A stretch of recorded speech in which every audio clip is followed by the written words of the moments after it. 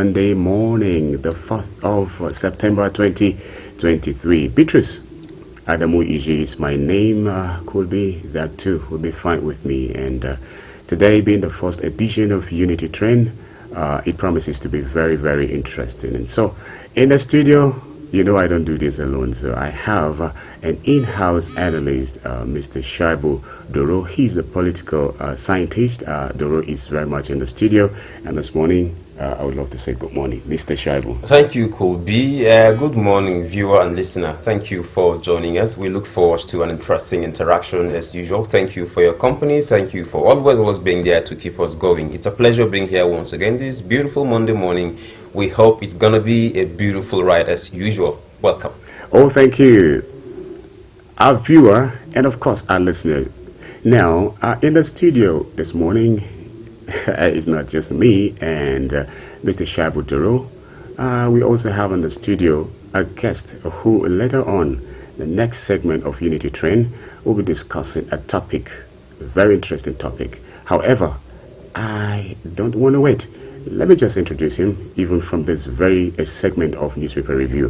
He is Mr. Gospel John Ghana from the University of Jos, Department of Psychology, and of course he's a public affairs analyst. Mr. Gospel John Ghana, good morning this beautiful morning. It's my pleasure being here. I've seen some innovations here. The last time I was here, I think this TV arm wasn't there. So it's glad to be here that this innovation, and I think will move further than this. I say amen to that. Thank you for the commendation. Yes. I say amen to and that. I say amen to that. Thank you, Mr. Gospel John Ghana there. He's giving it to you just as it is. The last time he was here, it wasn't on TV, but today he's on TV. And so he says, it's lovely. And of course, it's lovely. And again, it is so lovely because you have always tuned to Unity 93.3 FM. And now you tune to our TV station, the AM as well. So thank you so much. Oh, there is just one thing that is unarguably possible. What is that? Peaceful coexistence. Peace is very possible. If only you take a stand. It begins with you. Let's live in peace. Let's have a good day as we discuss. Thank you. Now, we begin with the newspaper headlines, and so we review. I'll be giving it to you, Mr. Doro. As usual, you've always done that, so it's no surprise. You've always done that. This one says, Tinubu leaves Abuja Monday to attend G20 summit in India. Wow. You know, this India thing, I've heard so many of our leaders who always travel to India and so on and so forth. But this one is for, for an important meeting. Yes. So it's representing you, brother. Tinubu representing every Nigerian. Representing Nigeria. Yes. Representing probably even Africa. Yes, that too is one aspect of it that we cannot, let go. Definitely. Representing Africa. Definitely. So, what have we to say? What have we to expect from this trip? Yeah, well, first of all, I think this is coming on the sidelines of the 63rd edition of the G20 summit, that is actually going to be hosted, by India, or rather the Prime Minister of India, Narendra Modi, and President Bola Tinubu is actually traveling to India today, being Monday, to actually meet up with representatives of the 20 countries that constitute, the G20. The G20 is a group of 20 countries, which was established, I think, in 1999. And of course, the idea was is to actually, champion, the cause of economic cooperation, among countries and that way be able to, promote or facilitate, economic development across countries, address environmental challenges across countries, address, climate change challenges across countries and all of that.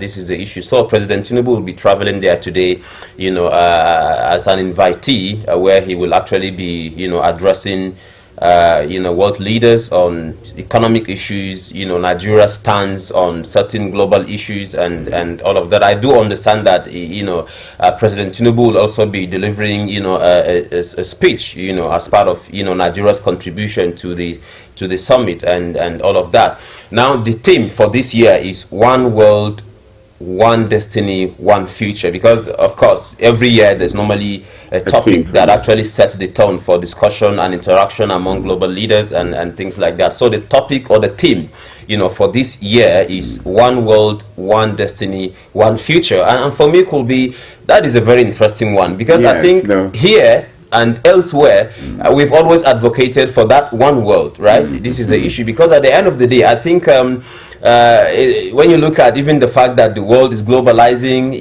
experts will always tell you that the whole world is now actually, shrinking into a global village. And some people even say it's not even a global village, it's a global room, because everyone knows everyone. Geographical constraints on social and cultural arrangements are gradually or fast receding, as a result of which a borderless world is emerging. And so I think the world is one, if as it were.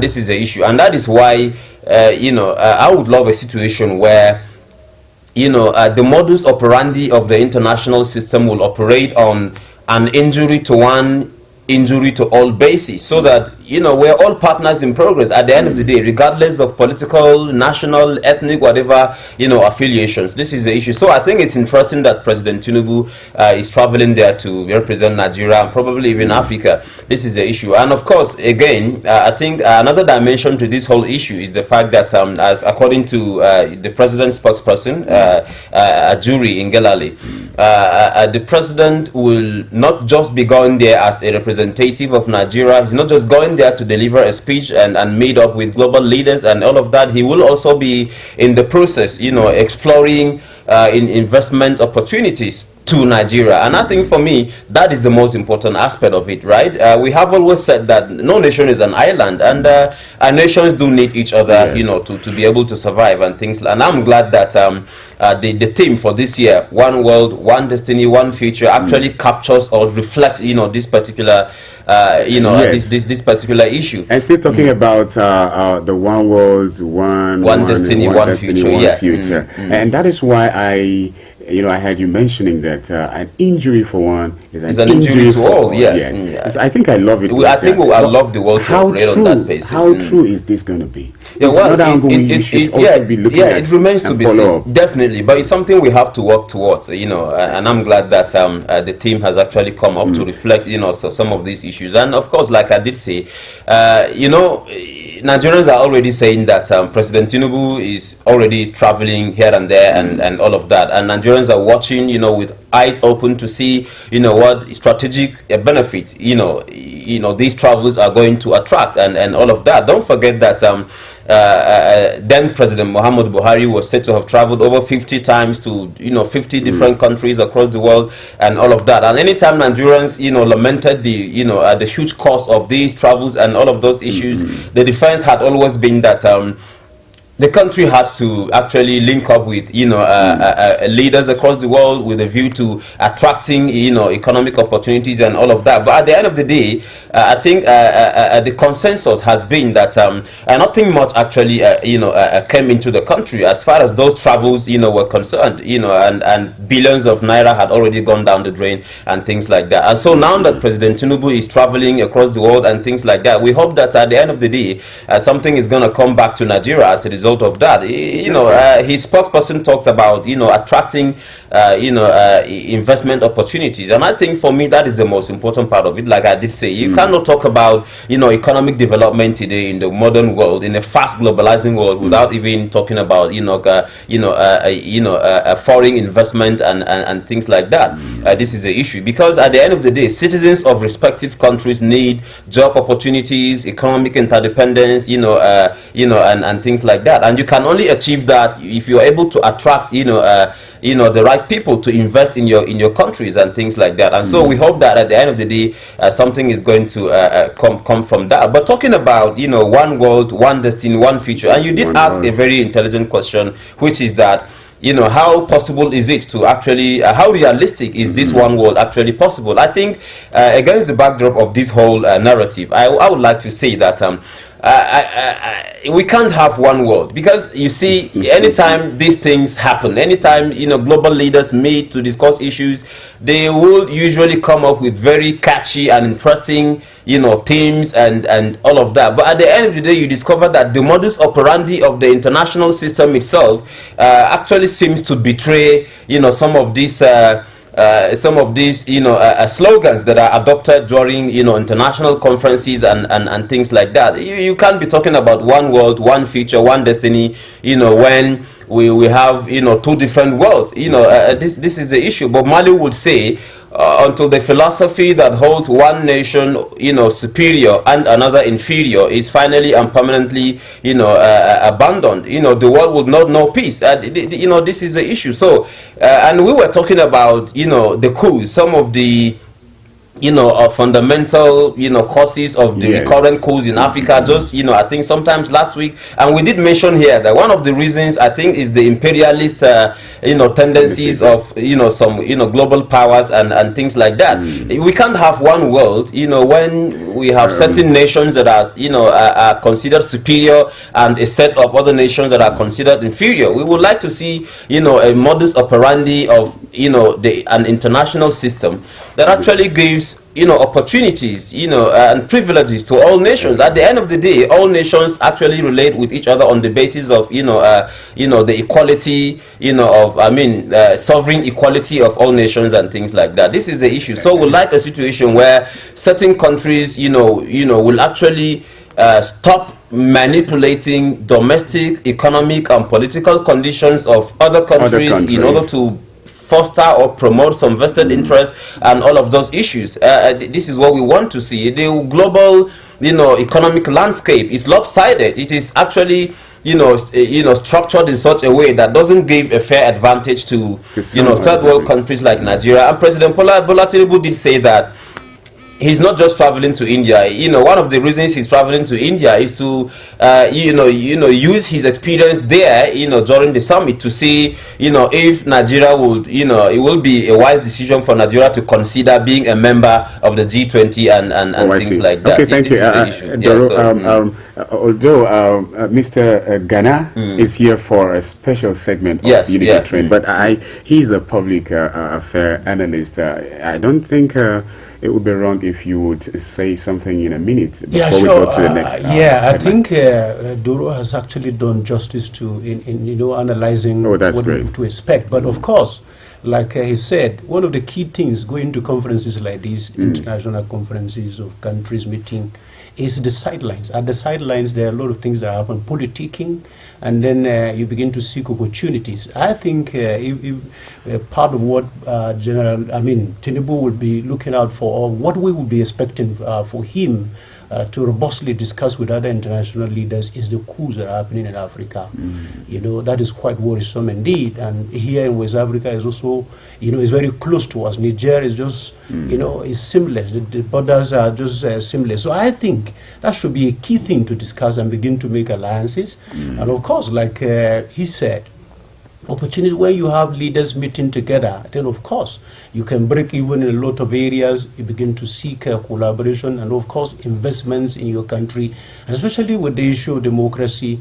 We need to also robustly discuss that. Do we need to have a homegrown kind of democracy for Africa, considering what is happening? So these are some of the issues that people have to look at. There are some countries that the international, the world looks at them as if they are doing well, and they don't practice democracy.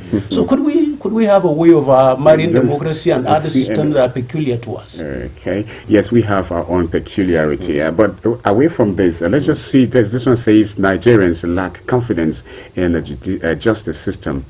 NBA laments. We are a lot of Nigerians, not even Nigerians alone, people across continents, are expecting the outcome of the judgment, considering the fact that lots of the victories, are being challenged in court. And so, but now NBA is saying, lamenting that people are beginning to lose confidence in the judicial system? I think Barrister Yakubu Mekyo, who is currently the chairman of the Nigerian Bar Association, was actually speaking against the backdrop of the, I think, 63rd, episode of the general. I think there's something general conference. There's something they call it actually, which he actually did attend. And yesterday, I mean Saturday, while addressing newsmen in Abuja, he did confess that Nigerians seem to be losing confidence in the judiciary, and that is not something that is likely to augur well, not just for the NBA or for the legal profession or for the judiciary, but for the country, as a whole. I think that actually is quite instrumental, especially given the fact that at the end of the day, the moral fabric, the moral health or the moral well-being of every society is dependent to a reasonable extent on the viability or the transparency or the integrity of its judicial system. This is the issue. Historians, when they talk about issues that have to do with even the emergence or the formation of states, and all of that in in ancient times and all of that, will normally tell you that societies decided to come together to form what we call states in order to avert certain previous experiences, where there was no government, where life was short and nasty and solitary and brutish and all of those issues. And that actually happened because there was no law, there was no authority to, dish out, rules and regulations for people to follow and things like. So at the end of the day, I think the well-being of a society actually depends on the extent to which it's able to, to maintain or sustain the integrity, of its judicial system. Because as long as human beings live, as long as the, social conditions continue to change, there will always be conflict of interest, there will always be conflict of ideas and all of that, and there will always be need to manage, this conflict and all of these issues. And that is where the judicial institution, actually comes in. This is the issue. And so when Barrister Yakubu Mekyo did confess that the confidence of Nigerians in the judicial system is actually waning, I think that is something that calls for concern. And I'm glad that he actually, under the auspices of the Nigerian Bar Association, actually make certain recommendations, that they actually feel would help actually, reposition the judicial system, reposition the economy, reposition the political culture, and address some of the systemic issues that Nigeria has contended with since the return to democracy and all of those issues. Concerning repositioning the judicial system, he did suggest, and truly so, because we've always suggested same, that there's a need, first of all, to consider an upward review of the remunerations of judicial staff. When we hosted Barrister Ibrahim Shehu Mekyo here some times ago, I think he did make the same confession. He did confess that when you look at the working conditions or circumstances of judicial staff, it's very pathetic, and when you have a situation where a judge retires without a personal car, a personal house and things like that, I think it doesn't speak well, of us as a country that, actually prides herself as, the big brother of Africa, as a regional hegemon and all of those issues. And I think these are issues that need to be looked at. You did mention something about the ongoing, election tribunals across, the states and things like that. I can bet you here, and I can also say without fear of contradiction, that some of these tribunal processes are surely going to be compromised as a result of the susceptibility of the judicial actors to certain negative tendencies. This is the issue. I can't put in 20-30 years of service and then look around and discover that I'm likely to retire next month or next year without a house, a personal car and something like that. This is the issue. And so I think Barrister Yakubu Mekyo was right when he did suggest that there's a need, an urgent need for that matter, for an upward review of the remuneration of the salaries, I mean the remunerations of judicial staff, especially judges and all of those issues. And not just that, he also suggested that there's a need to actually remove the the payments or the remunerations of judicial staff from the from the purview of the Revenue, Allocation and Fiscal Mobilization Commission, so that an independent body, is responsible for the payment of the remunerations of judicial staff and things like that. And I think that is also very instrumental. I don't know what states are doing regarding judicial autonomy and all of those issues. I'm aware that then President Muhammad Buhari did sign the judicial autonomy bill into law, and it should actually have taken effect, but I don't know what states are actually doing it. I don't know if judiciaries in states have been able to access their remunerations, their allocations independently, and I don't know what is happening in that regard. But I think it's instrumental that something is done about how judicial actors are actually paid. And not just that, Colby, I think there's a need to also checkmate the partisan tendencies that seem to have actually undermined the integrity and the transparency and the even vibrancy of the judicial institution. If you have a situation whereby judges in federal courts are appointed by the president, and then you have judges in states appointed by chief executives in states, yes. I think that makes the judicial institution susceptible to the antics and and tactics and manipulations of the manipulative tendencies of the executive and things like that. That is why you see when opportunities present themselves for discussion on issues like these, I think the recurrent appeal has always been to find a way to maybe to find a way to checkmate the strong grip or the stronghold of the executive on the judiciary. Because if I make you a high court judge today as a governor, I think you will actually literally be at my beck and call, and that makes it difficult to dispense justice and things like that. Doro, we have just a few minutes left. Yes, 3 minutes to be done with this segment. Yes, and yes. I wouldn't want us to get done with this segment without actually going to treat these other headlines on Daily Trust. This one says 8.3 million persons in need of humanitarian interventions in Northeast. Federal government says that. Oh, that's so. This one has to do with a common man. So I want us to, in 2 minutes' time, let's see what we can, explore out of it. Well, Beta Aidu, Dr. Beta Aidu is the current Minister for Humanitarian Affairs and I think disaster management. She was speaking, yes, and poverty alleviation. Okay, yeah, it's been renamed. There's a matter of nomenclature. Now she was speaking through her, Director of Media and Press, Zubair Rashid, yesterday in Abuja, where she confessed that the federal government at the moment has a huge, task on its hand as far as addressing humanitarian crises across the country is concerned. This is the issue, and I think she's actually right. Last week, when we were discussing, as some of these humanitarian issues in Nigeria, occasioned by prolonged, insurgent tendencies and things like that, we did say that, the northern part of the country, especially the Northeast, has been the worst hit as far as some of these issues are concerned. And according to Beta Aidu, and truly so, about 8.3 million citizens, especially in the Northeast, are in their need of humanitarian, intervention, are in their need of some sort of humanitarian intervention to actually cushion the effects of some of the humanitarian crises they have been exposed to as a result of the activities of terrorists, insurgents, bandits, kidnappers, and all of those issues. Governor Babagana Zulum, last week when he was speaking on a similar issue, actually did confess that about 14,000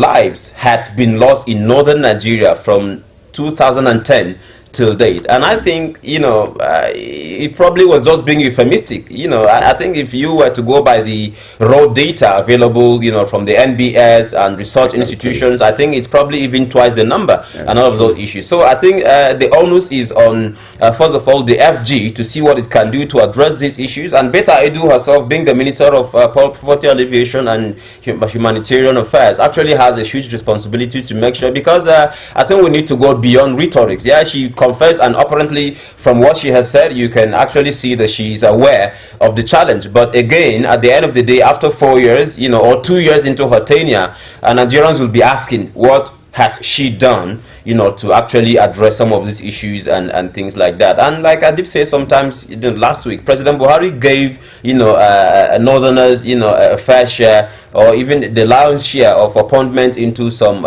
security establishments and things. The idea was to help them address some of these issues, but we didn't see that. So we hope that something eventually will be done. Oh, thank you very much, Shaibu, for taking us on a ride, just looking at issues on that. And of course, our viewer and of course our listener, at this point, it's good to know that there is an issue on ground. And after an issue, there are other issues. But on this platform, we'll continue to provide all the necessary platform for you to make your contributions. This is the end of this segment of Unity Train. We'll be right back. Just stay tuned after this short time out. Thank you. Mr. Politician, it's good to see you again. It's been so long since you've been here. You had me thinking you were dead. How's your taxpayer mansion? How was your... Me kuke so ku zama idan kuka girma? Me dokin jirgi. Me ilimin taurari. Yara suna da manyan buri, amma rashin iron a cikin abincinsu zai iya dakile cin gaban kwakwalwansu. Shi yasa sashe ɗaya na Cerelac Junior yake samar da kashi 50 daga cikin 100 na iron ɗin da jikinsu yake bukata a kullum domin ya taimaka musu su ma su samu saurin fahimta tare da cika burinsu. Mawaki me zanen gini. Cerelac Junior tare da Iron Plus, wannan abincin yara ne na gaskiya.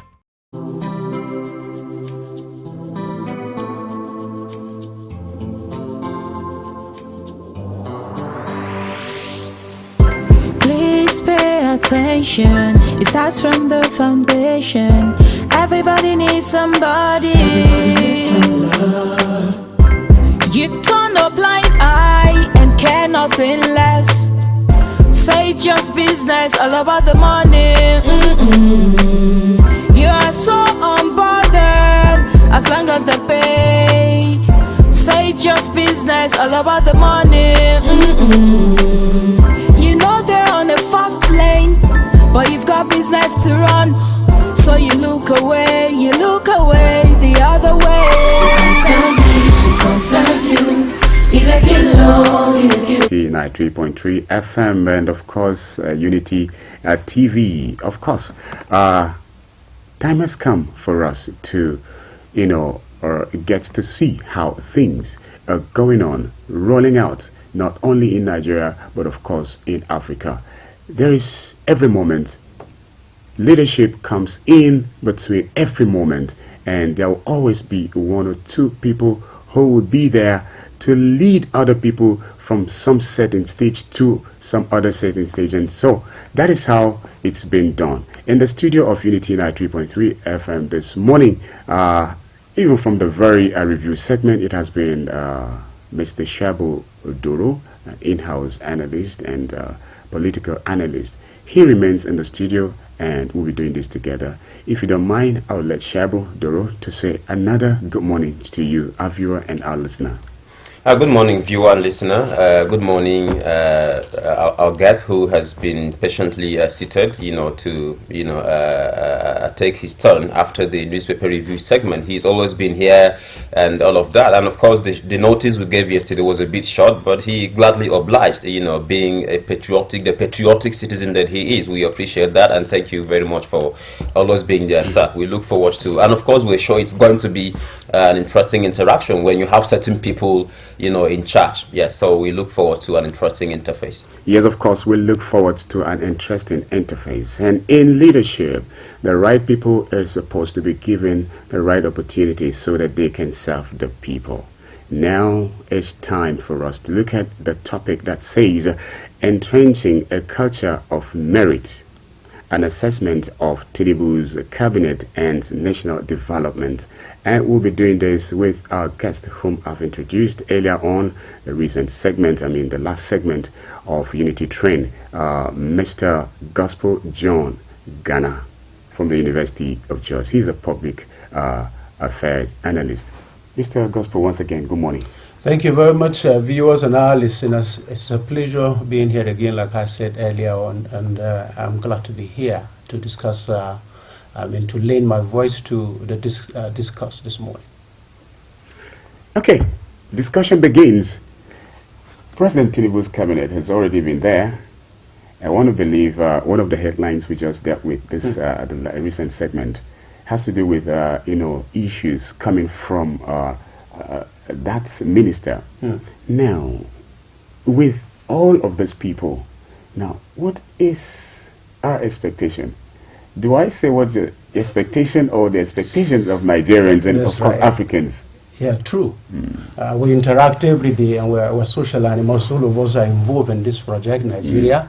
So I think we were also talking in the review about an injury to one is an injury to all. Yes, I think it's a take home for me. Yeah, definitely. If there's anything going, for us, it will be for all of us. Definitely. So I think, to me, my expectation, or by extension, the expectations of Nigeria at this critical moment will be threefold to me. I think there are those of us who have already resigned already, and they think nothing good can come out of this. There are those who think, well, let's give them another chance like we've always done. And of course, there are those who are optimistic. In every society, you find these kind of elements in the society. But by and large, we are coming from a regime, the Buhari regime's 80 years of, what we went through. And of course, at some point, we were beaten up, we couldn't cry. And of course, when Tinubu came, then they added salt to that particular injury of the fuel removal, even without a cabinet in place. Ordinarily, people would have expected, well, let there be a cabinet, let there be a robust discussion at the Federal Executive Council, whether we're going to have a gradual, disengagement from the subsidy. But unfortunately, it was like what psychologists call flooding. You give it to the person the way it is. If he survives it, he will survive anything. If he doesn't survive it, then it means he was never meant to survive it. Oh, mine. He was well, you are giving us a psychological dimension. Well, you're a psychologist, and we forgot to mention that. And maybe we will be discussing some of these issues I think, stating it the way it is, so that the person can take it beautifully. Yes. If you can, you find a way of managing him around it. Yes. So what happens, I think the good, because there are a lot of other people in this same cabinet who I have absolute confidence in. And of course, they have also been, allocated the ministries or have been posted to the ministries they have competence. You can talk about the Edun and others, like the other lady from Lagos, HAUSA, you find people who say from Benue here, you find people who go into areas they have competence in. This, to me, elicits, or brings about confidence in the system, and we begin to look forward to having the best that we can. But of course, there's something we need to look at again. In bringing people, you could see that Tinubu himself brought two sets of ministers, one set, and then the other set came in later. The complexity of Nigeria makes it, so difficult. But I think, to a very large extent, that what we have on ground is something we can manage to get through this. This is a first term, his first term. Usually first terms are like that. Even in the States, he struggled to raise a cabinet. Reasons are that you want to, pacify people who were there. There are a lot of trade holding even behind the scene. There are those who knew there would be ministers even before the elections were won. So all of these are part of the, the permutations until you have what you have now. So I think, to me, that Nigerians are still quiet at this moment with even the hardship in the country is a sign that we are hopeful people. We are optimistic people. Yes. I think we are expecting so much from the ministers on ground, of course, collaborating and working with the president himself with the kind of vision he came with. I think we should be hopeful that indeed from the states up to the center, we should be positive about it. And I think Nigerians are waiting for that moment of change. Do you share the view that political or partisans' considerations may have interfere with or influence the selection process of our cabinet members? Sure, I was already hitting it. You can't do this without that. You said some people already knew that they were going to be ministers, even before the elections. Let me point. And so they worked hard to win elections, so that because they would eventually become ministers. Usually some of those states that you find difficulty having nominees, in the first instance was that they were still consulting, the key stakeholders in the state, the gladiators will have to, agree. Even at the level of primary elections in Nigeria, a lot of things happen. Mr. Doro, can you please step down when the ministerial slot comes? We'll give it to you. Can you do this? We'll give you that. So a lot of things happen. I paint a small scenario for you on the plateau, for instance. Assuming Governor Lalong won his election to be a senator, and because he had this hindsight, he was two-term, member House of Assembly, and he was also Speaker 2 terms. He was looking forward to probably being not just a senator, but probably, what do we call them, principal officer, yes. Assuming he did, and assuming, we are just assuming that Nentawe became the governor of the state, somebody else who would have been the minister by now, and I'm sure Lalong and Nentawe would have known the person. And probably the person knows himself. Yes. So these are kind of things that play behind the scene. A lot of give and takes. So, of course, if you are not a member of the political party, just look at Naseni recently, that, this gentleman, and the NDDC, which is even worse. A person from the PDP was appointed, the party put pressure, and then that, that nominee had to be stood down. So these are some of the things. It has to be party. It has to be party. Otherwise, what do you do with the retinue of people who work for you, the bulk of the people who work for you in the states, in the local governments? There has to be, some level of compensation as they look at it in Nigeria. So a lot of the people, if you bring somebody from another party, except there are alliances, such as in the case of Wiki and a few others. Wiki delivered the state to the APC. So Wiki practically is like that the man, his heart is, his flesh is here, but his heart is somewhere. His mind is somewhere. The man may just be nominally a member of the PDP, but of course, that that's look at where his heart is.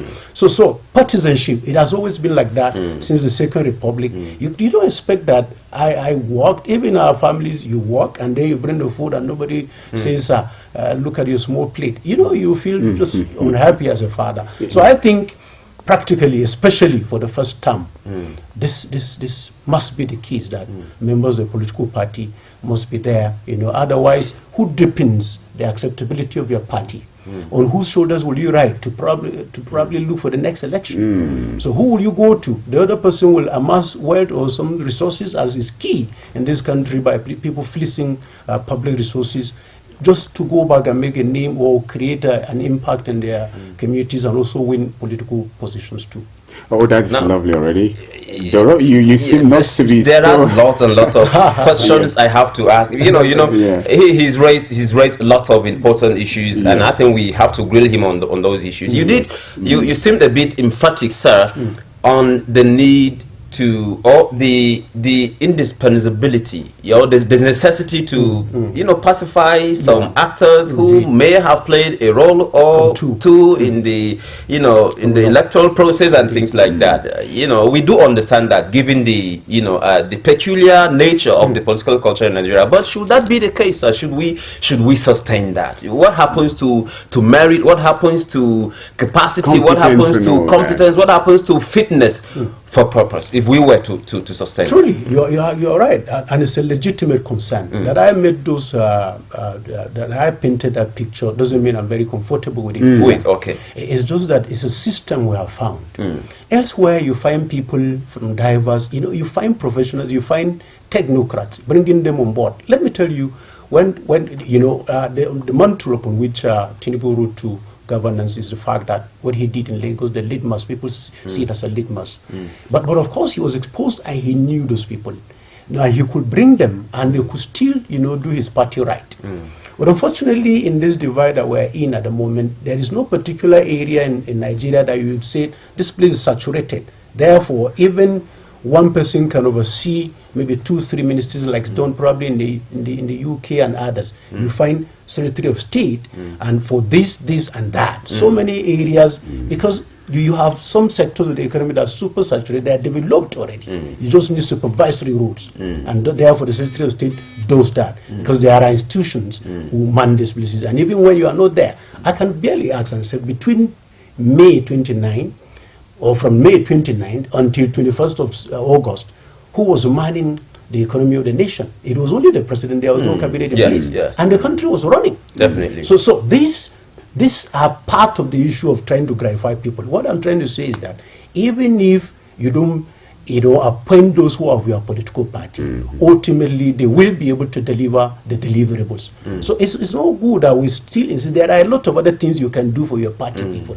There are a lot of things. There are a lot of other positions. It doesn't have to be a minister. There are a lot of boards and parastatals, agencies. There are heads. There are.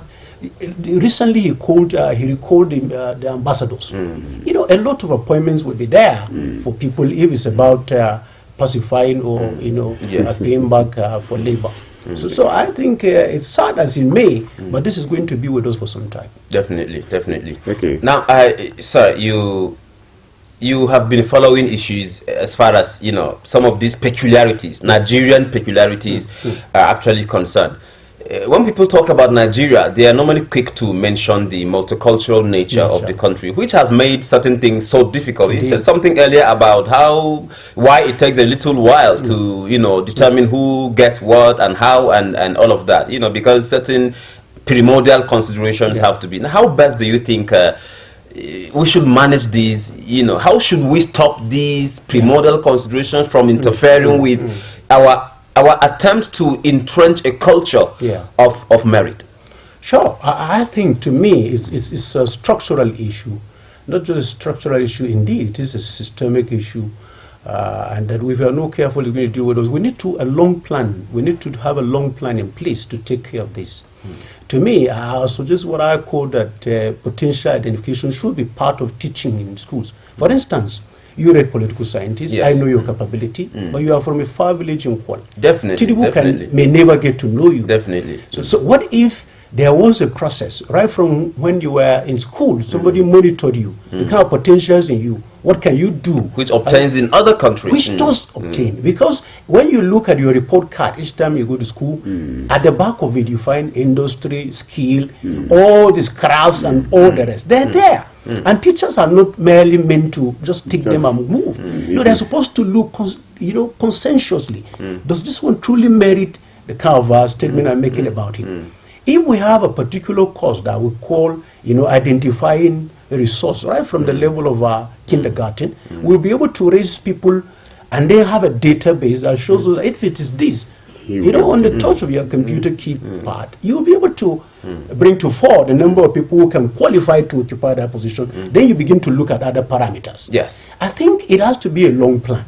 It's not something we are going to get just by lamenting and continuing to, talk about it angrily. We need to practically create a curriculum that will take care of how emergence of leadership. We need to start teaching leadership. These things are not there even in the university. Until you get there, you practically come with nothing. Mr. Ghana, let's talk about youth participation in this cabinet. Do you think a lot of people are advocating we don't seem to have a robust representation of the youth community in this cabinet?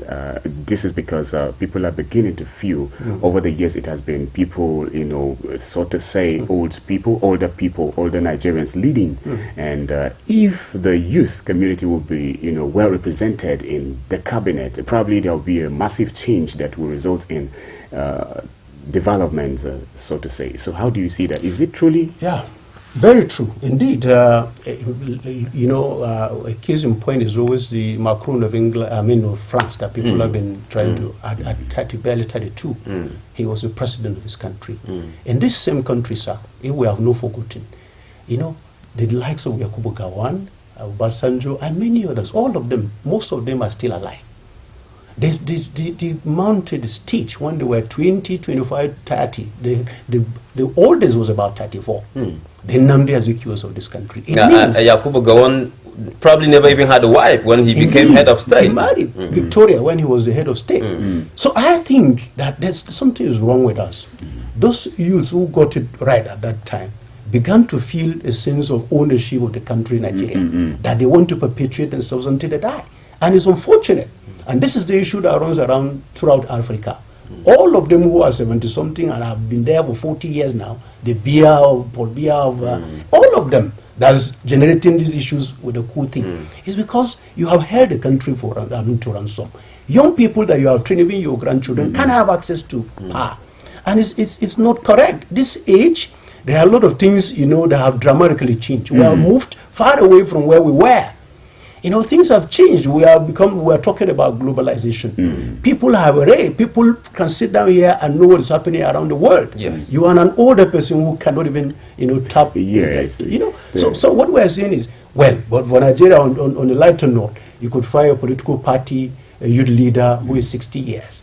So what do you expect? When they bring people who are 50 and 60, they probably think they're bringing young people to governance. But I think that is not fair enough.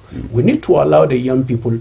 I was happy when I saw the Naseni, the young man, 32 or so, who was when appointed, you know, who is it, that he replaced. So I was happy.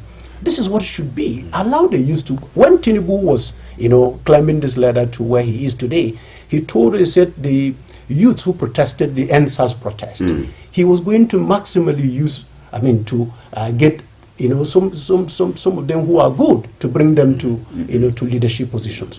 But we're yet to see that. I hope that other institutions and agencies that appointments have not been given will see the youth, just like that started in the Naseni, to inject young people, you know, especially in key agencies and of government and key institutions that, that implement these policies, so that at least we can see a drastic change. And of course, the youth are not there at the moment. Yes, the youth are not there or well represented at the moment.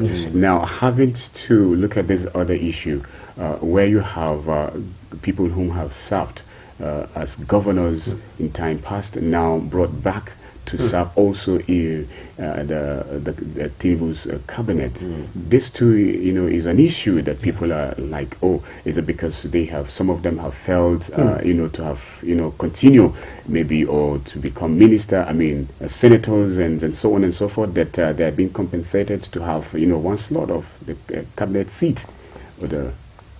Well, true. I share your fears, and of course, like the question you raised, is true. But of course, we don't need to, we shouldn't be in a hurry to forget where these people are coming from. Ex-governors, so many of them in this cabinet. Excuse me. If you take a cursory look at what is happening, you still find that in Plateau State, for instance, the former governor, Simon Lalong, is still the leader of the party. Yes. And that is structure. You want them to recommend somebody to become minister. Why wouldn't it be him? So this is a kind of scenario, just one person. And there's a need, like you said earlier, to actually sustain the party structure at the state level. And he is the leader of the party. And they want somebody to become a minister from the state. And it has to be him. His election. You know, the chances that it has to be him are huge. Definitely. You know, in just a position where the chances that he's not. So I think this is the culture around.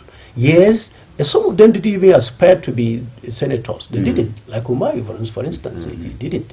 But of course, he allowed people to go there. Well, they would ordinarily, the way they would present themselves, the people themselves say, why don't you go, sir? You know, they have this way, they have understood the minds of the people. So I think what we are doing to ourselves is a disservice. The truth about it is that after 8 years, what you should do is to be able to go on a long vacation and go and rest and take stock. Was I able to deliver within those 8 years?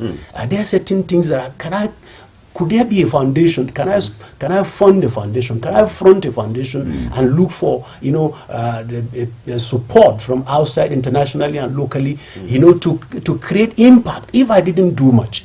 This should be, you know, elsewhere you find people who have been there for 8 years trying to do something else to give back to the society. Definitely.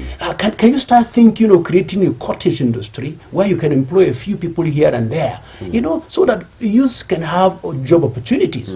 Can I start thinking of doing freelance, maybe doing a consultancy, advising on leadership, begin to become a mentor, you know, talking to youth on how to, you know, to mount leadership positions. Not this godfatherism thing. Yes, sir. Not this. And of course, you need to also know that if it's about money that is going there, he's also going to be paid pensions here. He will be a minister, and there will be a lot every month for his pensions from the state, even his houses, cars, and even furniture allowances. All of these are part of the package. So why don't you, look at this man from Cross River State. That's the man, Duke Donald. Since the man left the state, look at what he's doing. Very quiet life. He doesn't even walk about. He's been practically anonymous Indeed. since then. Yes. You hear him once in a while, and each time I read a line about him, it's about something he's doing for society. Yes, sir. I take my time to read through and find out what is this man saying here. Because that's an example. That's an example that it is not about a quest for power, but it's about impact. Elsewhere, people should be, have made it in businesses, in their chosen careers, and then wanting to come back to politics to give. Not to take. Okay. So this is what you see. So naturally, you find them, wanting to. There are a lot of them too who are also looking for an escape route.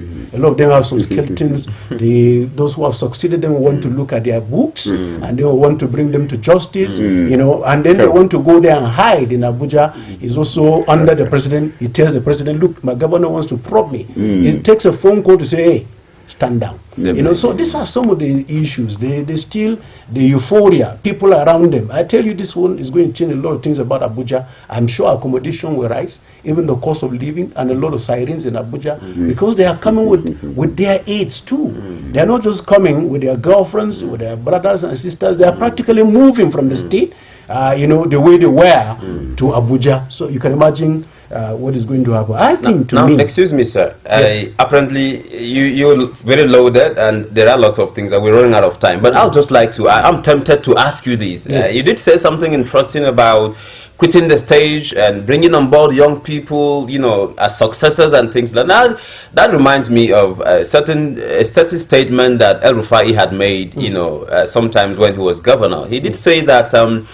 I think that it was in response to a certain question on what his future plans were after quitting as governor, and he did say that if he was made a minister by President Tinubu, he would not even accept that. He would not welcome that prospect because, he had been a minister before, and then after finishing his tenure, he will have, spent 8 years as governor. What would he do with a ministerial appointment? Because there are much younger people who could actually take up such roles and things like that. But at the end of the day, we saw a contradiction, a betrayal of that earlier stance, because when he was nominated as minister, he didn't, actually turn it down. He didn't say, no, I don't want that because there are young people and things like that.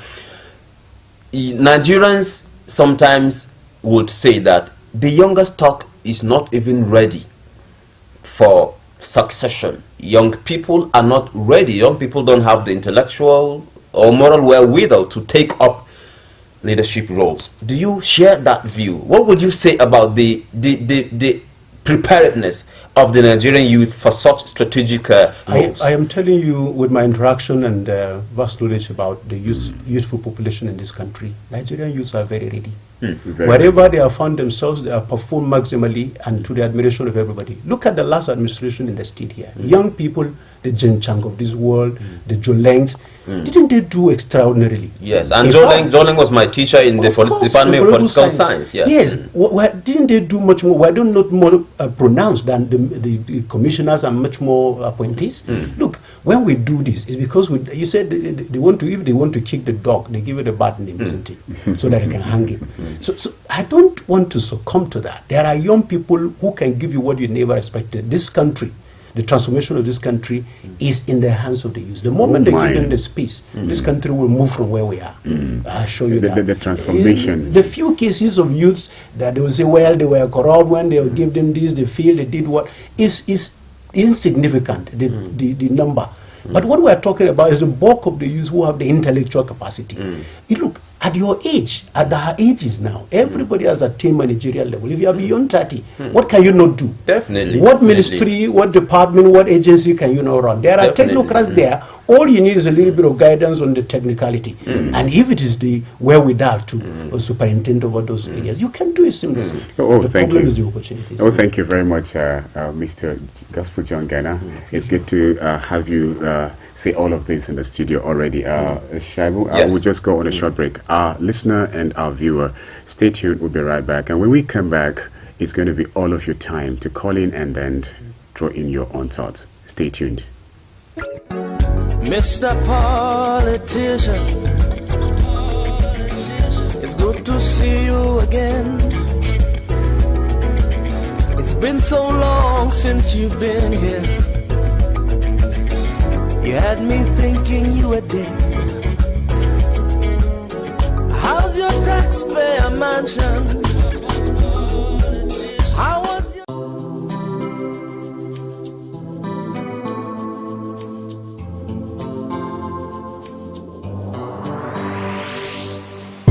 Please pay attention. It starts from the foundation. Everybody needs somebody. You turn a blind eye and care nothing less. Say it's just business, all about the money. You are so unbothered as long as they pay. Say it's just business, all about the money. You know they're on a fast lane, but you've got business to run. So you look away the other way. It concerns you. It kill love, it kill dreams. It land people for jail. War against drug abuse.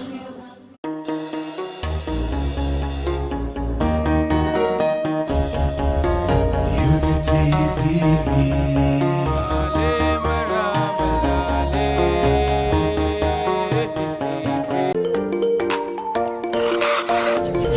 Unity.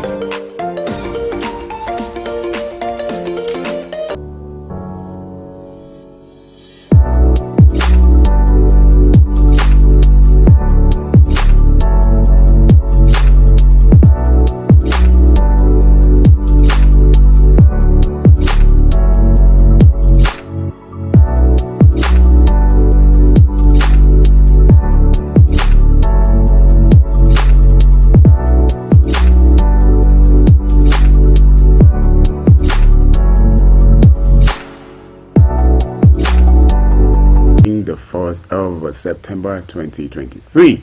It has been Shabudoro in the studio and of course Gospel John Ghana. Now is that time for you to begin to call and then let's have your own take. Our community of intelligent listeners and viewers.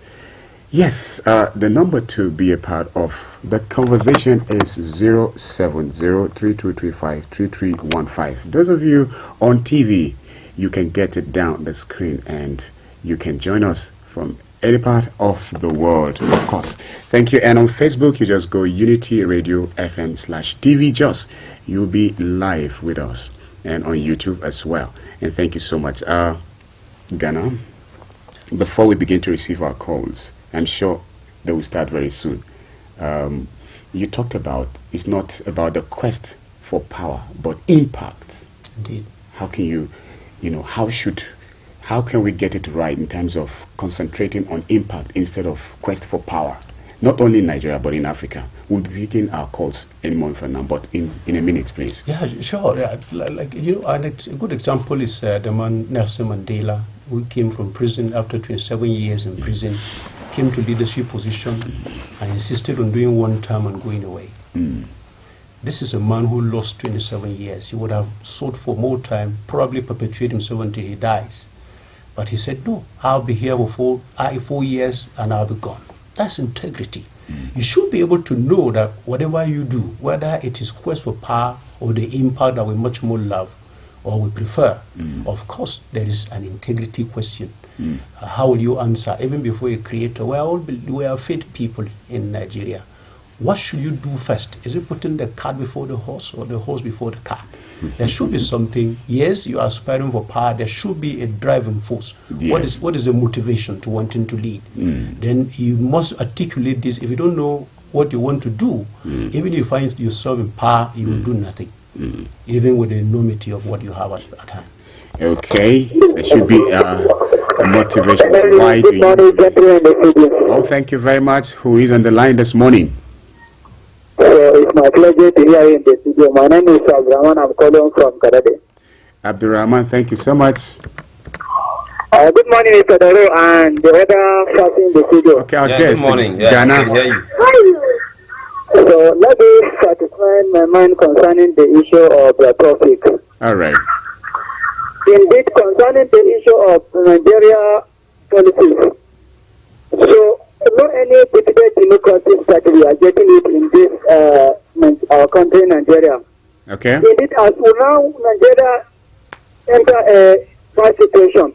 So, concerning the issue of expenses, they go to put commodities in Nigeria. If the government supposed to look and do something about. Okay. So, what is going on in this country? Concerning the high price of the issue, is for the government supposed to intervention and do something. So that is what is worrying the Nigerian citizens. So that is my take. Thank you very much for calling. It's good to have you. If you want to be a part, 070-3235-3315. Those of you who are on radio. And once you do that, tell us your name, where you're calling from. Of course, you have to tilt towards the promotion of peaceful coexistence. That's what we promote on Unity 93.3 FM. And of course, you need to know also that comments made on those platforms are not in any way the position of Unity 93.3 FM. Hello, good morning. Hello, good morning, sir. Oh, thank you very much. This is Ade calling from Bochum. There with me. Amen to that. Good morning, sir. God continue to bless you people. Amen and amen. Bless your guests too in the studio. Amen. You see, Mr. Kobi, yes. The problem we are facing is that in this country, they have made politics to be a do or die affair. And that was why it's very difficult sometimes for the youth to even get into power. And they have made it, imagine when they made the cost of funds to be 100 million naira. How can a youth who graduated from school and is not even able to even secure a better job go and contest for such position? That's it. You see, these are some of the challenges in the country. So, but the leaders can be, because Aso left to me at the mountain of leadership. It's not a place where you go and face Anthony Joshua or face heavyweight champions. It's just to lead the people. So, if the youth are being given the opportunity or the avenue to go to that office, they will do exceptionally well. Because we believe we are in a jet age where things are changing. And at least youth are used to innovative. And there is a time people used to contribute on the platform. They will say, let's go back to the drawing board. If we have to go back to the drawing board, then the youth must start to rule again. And I believe we will have a better and new Nigeria. So I pray God help us in this nation. Amen. So left to me, Aso is not a place that you can go and start fighting boxing or wrestling or it's just a place to just do the needful so that the people will be happy. Thank you and God bless. Thank you very much. Continue to pray for our leaders and continue to pray for Nigeria. Thank you very much. And I pray one day the changes will come. Amen. Amen. Thank you and God bless you. Amen. You know, Adewumi did say that the Aso Rock is not a boxing ring where you face Anthony Joshua. That's funny, isn't it? But I think that's also very instructive. Yes. If given the opportunity, definitely. He emphasized on that you would do exceptionally I agree well. with him. I think up to a very large extent, but I don't want to subscribe to what he said, that is because they have made it that the form is one. They made it so expensive. No, I don't think so. That's if you look at the NSAS protest, a lot of youths gathered money.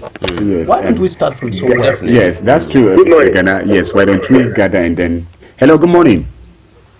This is a Jude start for you, Joshua. Oh, so happy to have you, Jude, this morning.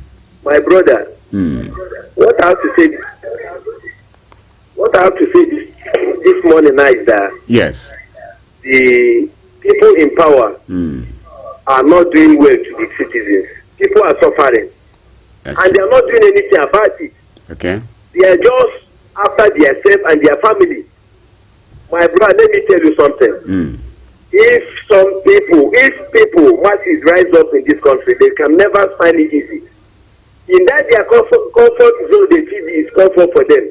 Honestly speaking, the heat, my brother, go to the street, or most of the families, maybe a family of 4 or 5, and see what they are passing through. It's not a laughing matter, my brother. It's not. This morning, as I'm talking to you, honestly speaking, I'm not happy the way the government of the day, when especially APC, this is not what they promised us in 2015. It's too much for the masses. Do you know a mudu of acha is 2,100 or 2,002? Acha in the market. How can a common citizen, have a breathing space? I'm very, very pained this morning. My heart is boiling because families are suffering and they don't even care about it. God bless you, my brother.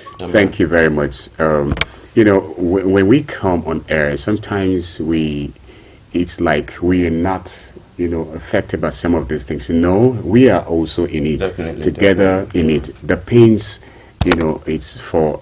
Hello, good morning. Good morning, sir. Oh, thank you very much. Who's on the line this morning? This is Ali from Jos. Ali from Jos? Yes. Okay, in a minute, please. Your take. Okay. I would like to talk on the Messi like tomorrow. Okay. Sincerely speaking, Nigerians are suffering. People are really suffering. Okay. You see some people there is a family that for them to get 1 square meal a day, very, very hard. Talk less of 2 or 3. So Nigerians are suffering. If they will do this strike in the interest of this country so that the suffering on Nigerians will be reduced to the barest minimum, we are welcoming this strike.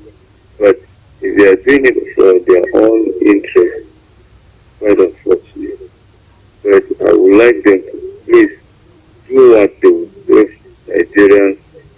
They are saying that they want the salary to be increased to 100,000. For me, they should please do something for the interest of. But if you check the statistics, those that are working are not up to 30% of Nigeria. So I know if they got that money, it will be calculated in the market. But they should do something that most of Nigerians will get and they should want. Thank you. Thank you very much for calling. Yes, of course, this one is saying, good morning, could be Mr. Joro and my chairman, Mr. Ghana. I just want to commend you both for your wonderful analysis. Sorry, I was supposed to report this during the CT reports, but I couldn't get through. The management of youth should please do something about the non-payment of salaries of their contract staff. I discovered that these contract staff have not been paid for several months now. Youth management should do the needful because these people are going through a lot, and more so that times are hard. God bless Nigeria. Christy Izang, Rukuba Road, Jos. Christy Izang, thank you so much. City reports, coming all through even this segment. Hello, good morning. Hello, good morning. Thank you very much. Who's on the line?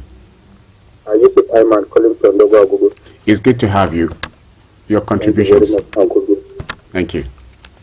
I don't know what's wrong with this government, because when the time of campaign comes, they will look for the youth. Okay. When it's time for campaign, they look for the youth. Okay. It's like it's not there. So you may need to be a part of it. 07032353315. Hello, good morning. Good morning, sir. Oh, thank you very much. Who's on the line? Good morning, our guests in the studio. My name is Comrade Masu Patrick Okorokra.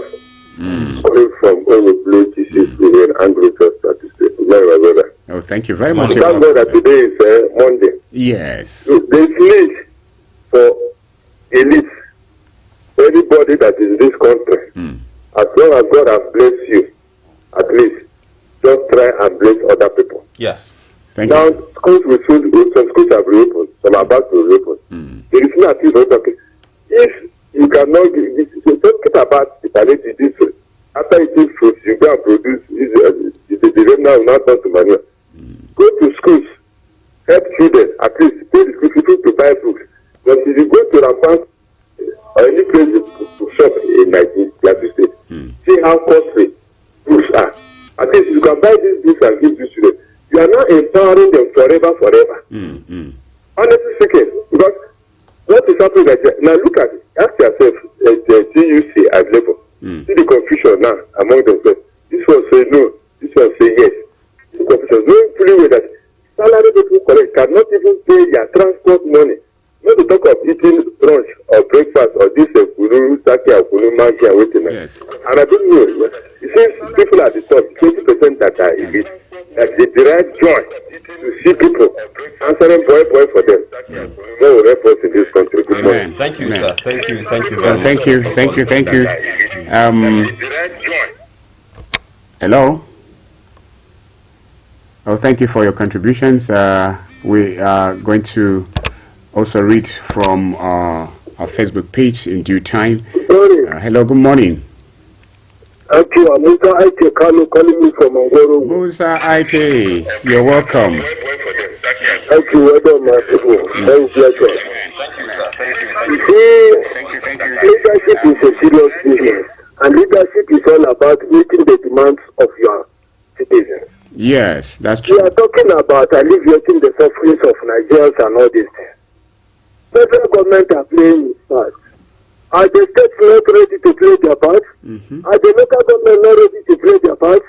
Our representatives who have been hearing for bulletproof not ready to play their part? This is a collective effort that everybody must bring hands together to see that we rescue ourselves in this situation. And my advice to federal government, don't give palliative that will not go to anywhere.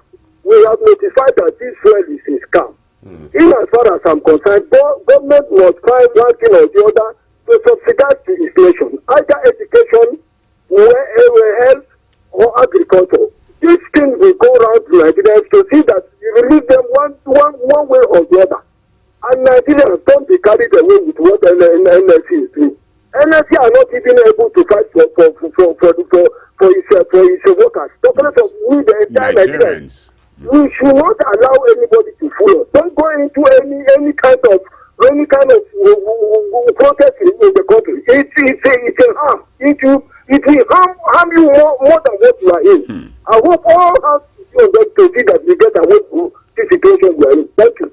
Oh, thank you very much. Lovely. That's comments, a very please. good contribution there. Yeah, we have some contributions here, on our Facebook platform. First of all, we have Nafiu Ahmad, who says, "Wow, congratulations for the new studio." Thank you. Yes, we appreciate thank you very much thank for you so congratulating us for the new studio. Yes. Yeah, you just step forward for us. Murtalame Igia Yahya says, "Good morning, my excellent radio presenters. We always appreciate your good work you are doing. We always appreciate the good work you are doing. Please keep it up." He also says,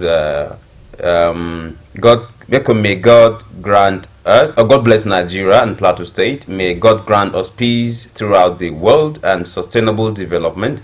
Have a wonderful day from Murtala Yahya Igia Inshalu. This one is coming from Kizito Cholam. He says, "Good morning, Kulbi and Doro Shuaibu and the guests. Our politicians should create a policy that will be in the interest of the masses. The hardship is too much on the masses." Muhammad Tajuddin, "Good morning to all the gentlemen in the studio. Thank you for the educative analysis and useful information that you strive to give us. May God bless Nigeria." And then, "Good morning to you all. I wish you all the best." And this is coming from Maman Aliyu. Those are the messages we have for now. Okay, thank you, Mama Aliyu. Yes, good morning. Hello, good morning. Hello. Yes, we can hear you. Good morning. Okay, you have a minute, please. Yeah, I'm calling from that. Yes, thank you so much for calling. You have a minute. Hello? Okay, there seems to be some glitches there. He might have to call us back. Hello, good morning. Hello? Hello, good morning. Hello, can you hear me? Yes, we can hear you. Hello? We can hear you. You're welcome. Hello, can you hear me? Oh, my. He doesn't seem to be, getting signal from us. So somehow, let's just keep trying. I'm sure some people would say it's like you have special treatment and preferences to other people. There's no such thing. There's no such thing here. This is the only line. And I mean, we're on TV now. Nobody has ever seen us answering the calls via our personal phones and things like that. I think it's the traffic, a lot of many people trying to get people like Big Seven, Abdullah Rokibo, 3 good phones. Definitely using it. Just this one is typing, this one is dialing. Us. And you can see today we've not heard from any of them. Yes, they're trying, but I'm sure they're trying at the moment. Hello, good morning. Okay. Hello, good morning. Hello, good morning. Good morning. We can hear you. Go ahead. Hello. Oh my, this must be from his end, because we really can hear you. So there is no preference, there is no special treatment to some specific callers in here. Everybody is meaningful to us, and we want to hear everybody. It's our wish that everyone gets connected and we hear your inputs. Hello, good morning. Good morning. Oh, thank you very much. Who is on the line? Good morning, Phil. Good morning, Shabudoro. I am more for goodness. Thank you very much. Oh, it's good. You have a minute, please. Thank you very much. I just want to comment on the issue of what is happening, most especially in Africa, specifically neighboring country to Nigeria. Yes. Calling that and emphasizing that the leaders of Africa are desperate leaders. Okay. Those people, most of them are headless people. Why should I say so? There is a HAUSA adage that say, give the monkey a camera with find water and put your own. Yes. Because so that when the fire rain, it should not be affecting you. Yes. These people, you see, they kind of overthrowing, cool, or this and that. It's a treatment they're giving to their masses. Okay. And Nigeria is the worst. And other countries are copied from Nigeria. That's why they're doing this. I could remember Professor Lumumba, what he said. If Nigeria leaders are good, the whole Africa will be good, because they are the role model to the Africans. And still calling the leaders of Nigeria specifically, we should remember, whether we want, whether we don't want, if we give them the mandate for 100 years, that 100 years will come and go. What they should do, they should remember what they are going to keep, the legacy, what they will be remembered for. But allowing this kind of incident, this was a kind of civilized coup, you should not be taken, because the more you are taking a person to the world, that person will easily reach a level. I'm not praying for that. But I'm still calling the leader, they should remember. Nigeria is first before their personal interest. God bless them, God bless them. Thank you very much. Thank you very much for calling. If Nigeria gets it right, it's just possible that Africa could get it right. Yes. So that's the message from our last caller. I think you begin to respond to some of these calls, Ghana, if you don't mind. Yeah, truly, we thank the callers who have been, a lot of the issues. I think they probably didn't heed on the particular topic we spoke about. Generally, they responded from the literature, newspaper review. Can you imagine a teacher literature review? All right, I think the last speaker was raising an issue about Africa, Nigeria getting it right, that Africa may get it right. I think it's right to a very large extent. There are a lot of people who come here to understudy what we do in this country. There are a lot of people who are inspired, giving back to their societies and leading their countries in a model, in a way modeled after what Nigeria is doing. So if we, Patrick's member, of course, he said so that if Nigeria gets it right, the whole of Africa will. And indeed, these are some of the reasons why every day we come here to speak about it, getting it right, doing the right thing, so that our citizenry, can benefit, and the whole of Africa will benefit. So the other caller was talking about, I think it was the guy from specifically at the issue. It was Adeomi and Okorafo. I think they were talking about people impacting society at this moment, so that we can alleviate the sufferings of Nigeria. There are a lot of look. The money you have kept is not your money. It's the money that you allow, move into the hands of others that's actually your money, because it's making the impact for you. Thank you very much. So I think what we need to do at this moment is not about storing wealth. It's not about stashing wealth or, moving real cash and hiding them. In fact, the monies people kept in 2019 have lost value by more than the tax. So what we are saying is that this is the time that we need to reinvest what we have in the people, in fellow human beings, so that people can survive this period. And because Nigerians are optimistic people, let's give them a little bit of chance. Let them breathe. Let us, you know, but not that breathe anyway. No, if you remember, there's a guy from the reps. I mean, I'm one of the members of the House of Representatives. I had his subsidizing fuel and other things. This is the way to go. At this critical moment, people need to move even their crops. I mean, their harvest from the farms. Some are still going back to the farms. Give them something, an incentive that can give them a lifeline, something that can keep their hope alive until such time that the country stabilizes. We are not seeing this kind of times for the first time. We have had very rough times like this before, and I'm sure we'll get out of this victorious too. If the people are there and they are loyal and hopeful, please increase their hope by, you know, coming into, I mean, in the states, they have collected, each of them has reported 2 billion already. What are you doing with the 2 billion? There are a lot of things. You didn't come with anything on paper.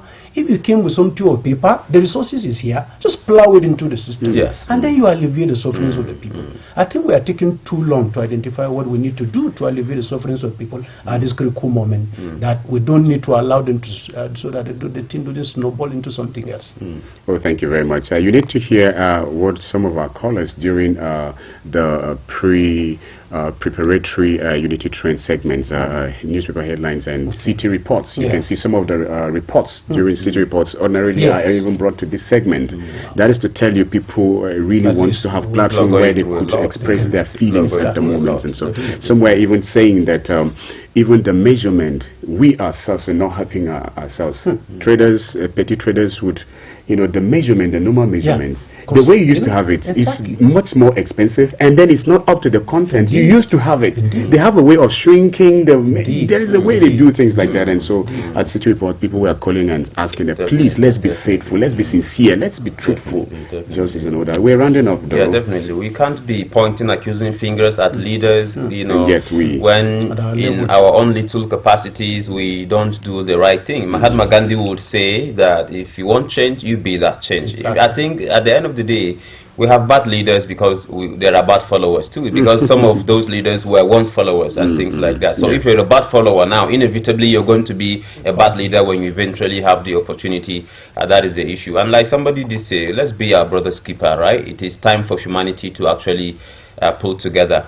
Nothing lasts forever. You know, hard times, they say, tough times don't last, but tough people do. Nigerians are very tough and resilient people. We want to appreciate that, and we hope that the government will do the needful to make sure something is done to cushion the effects of some of these adverse economic policies. Oh, thank you very much, Doro. It's been so wonderful having you in the studio. Thank you. It's my pleasure too. We're always here. Thank you very much. Mr. Ghana, we appreciate you as well. It's my pleasure, and always. Thank you very much for having me. Yes, of course, and thank you so much. This one say, faith is like a tree. If not watered by good deed that the politicians, the citizens have elected into office will govern with a conscience. Hassan Garba, your text just came in, and we appreciate you for doing that. Our listener and our viewer, we have come to the end of the program, today's edition of Unity Train. It's so wonderful. Don't forget, there is just one thing that, of course, is unarguably possible. That is peaceful coexistence, in as much as it starts from you. Do stay tuned and listen to the rest of our programs on Unity 93.3 FM. For me, Beatrice Adamuiji, it could be bye-bye. Mr. Politician, it's good to see you again. It's been so long since you've been here. You had me thinking you were dead.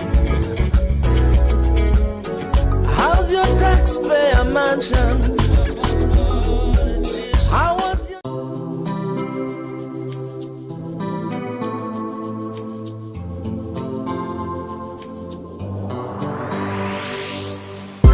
Please pay attention. It starts from the foundation. Everybody needs somebody. Everybody needs some love.